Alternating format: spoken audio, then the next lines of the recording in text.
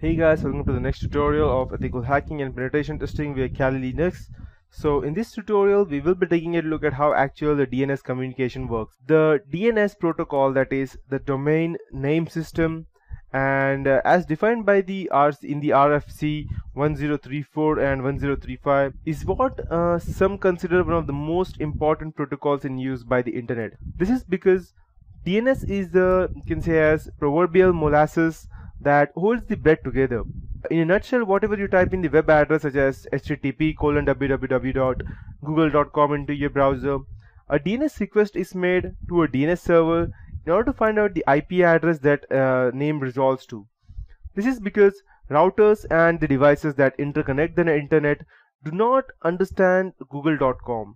They only understand IP addresses such as 74.125.95.103, and that's for Google. So if you go ahead and check over here, I'll just go ahead and show you. Instead of typing that, if you go ahead and type 74.125.95.103, let's see what happens. Because this is an IP address of google.com, and I don't know. Okay, my bad. If I just go ahead and show it out to you, perfect. It should actually open google.com, but let's check what's the problem over here. And yeah, whois counter JFK. So it should show me that this is the IP address of google.com. It's way too slow, I believe. Okay, yeah, perfect. As you can see, this is the IP address. The host is the same, and United States. And so whenever you go and type google.com, it will search which IP address is registered to google.com, and no matter what the name is, the name will not be similar for any kind of website. It may be like google.com, google.org or something like that, but no matter what happens, the name will not be the same, because the name goes ahead and provides the IP address a unique identification when the DNS tries to go ahead and gather any information related to that. That is the reason. Let me just start. Okay. So this is okay.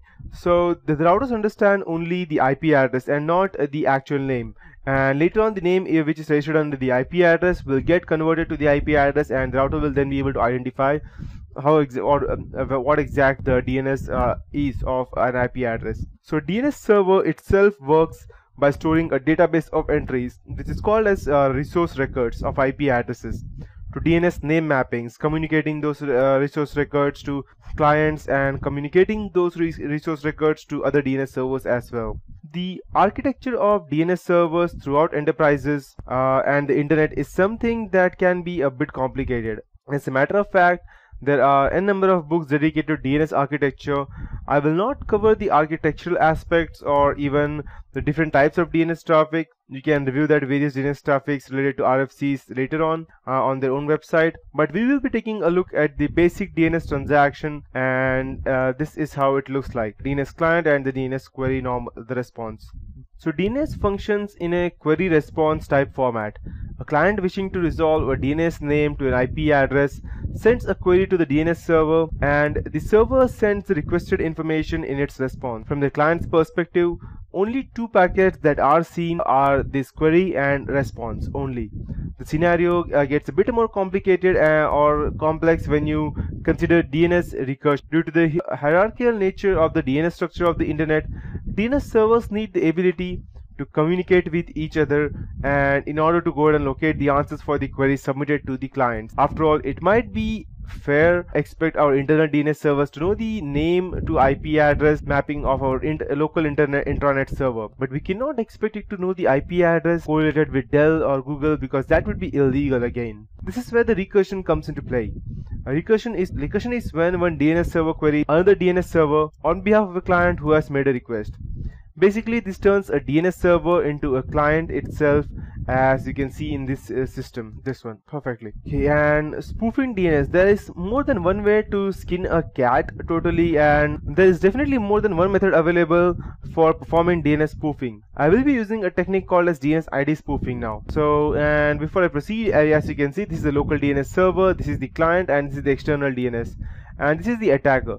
So I will normally go ahead and relocate everything from over here in this way. So I will not directly send this to if it asks for Yahoo, I will not send it to Yahoo. I will send it to my own website, which is fake. The user will log in or do whatever he wants to, and I will get all the information there, and then I will redirect it to yahoo.com. The same way it works. I am the local DNS server, which is the attacker.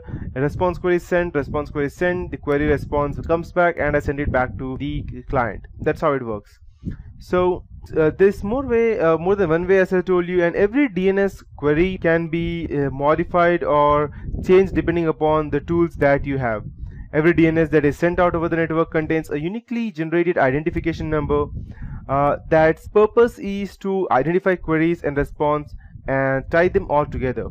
This means that if our attacking computer can intercept a DNS query sent out from a target device, all we have to do is create a fake packet that contains that identification number in order for the packet to be accepted by that target. And I will complete this process by doing two steps with a single tool. First, I will ARP cache poison the target device to reroute its traffic through our attacking host so that we can intercept the DNS request. Then we will actually send the spoofed packet.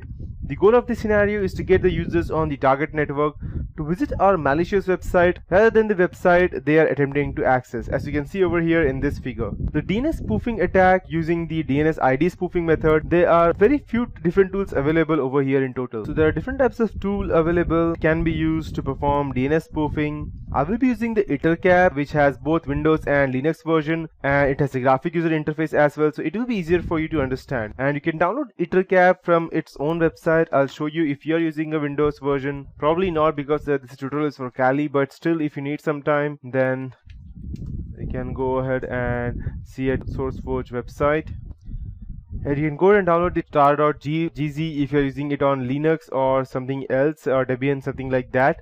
And if it is for Windows, you can go ahead and download it from over here. And it's not much of a big file, and these are the easy files, easy to use files, so you can download either of these. This is the latest one, and I believe it was updated long time ago. Yep, fine. The latest version for Linux is over here, which is 0.7.6, and for the Windows version it has 0.7.4. I believe the 7.6 version has not yet been updated for the Windows version, and that is one more reason why I use Linux rather than Windows. Okay, so you can download the ItterCap from there, and if you do a bit of research on the website, you will find that ItterCap has a great deal of functionality, and that is beyond DNS spoofing, and it is commonly used in many of the MITM attacks. So if you are installing ItterCap on a Windows machine, you will notice it has a great graphic user interface, which can say as which works great. But for this tutorial, I will be using a command line interface, and prior to executing ItterCap, a bit of configuration is required, and ItterCap at its core is a packet sniffer which utilizes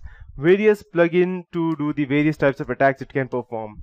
So you need to go ahead and configure it in different way every time you want to use different types of attacks. The DNS spoof plugin is that what we will be doing in the attack in this example. So we have to modify the configuration file associated with that plugin. On a Windows system, this can be located at C program files, ItterCap ng share letter.dns, and if you're using Windows at Kali Linux, you can find it at root/user, that user means usr/share/ItterCap/ITER.dns. And this file is fairly simple and contains the DNS records you wish to spoof. For our purpose, we would like to use any user attempting to go to yahoo.com to be redirected to the host on the local network. So we will be able to add the entry highlighted over here in the figure. In this figure, as you can see, this is the IP address and this is the original yahoo.com. So every time the user tries to connect to this part, it will be redirected to us. That's how it will work. And these entries basically tell the DNS spoof plugin that when it sees a DNS query for yahoo.com, or let's say www.yahoo.com, for an 8 type resource record, it should supply the IP address 172.168.1.1.6.100 in response. In a realistic scenario, the device at 172.168.1.1.6.100 would be running from some form of web server, software that would present the user with the fake website as well. So once the file is configured, we are free to execute the command string that will launch the attack. And the command string will use different types of options. So that would be it for this tutorial, and I will be continuing the same part in the next tutorial.